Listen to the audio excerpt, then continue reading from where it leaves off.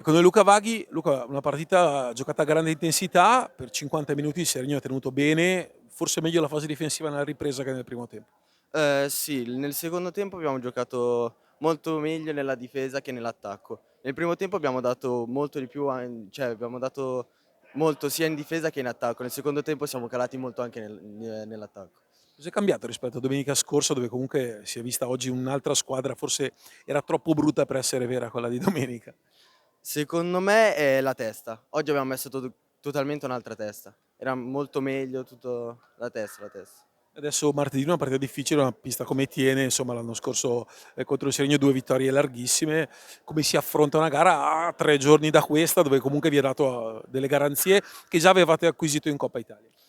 Secondo me è sempre la testa che dobbiamo usare, perché se andiamo là con la testa dell'anno scorso, che eravamo quasi convinti anche di vincere o di portarla a casa, secondo me sbagliamo totalmente. Dobbiamo andare là, fare la nostra partita, giocarcela con tutti, con tutto il campionato.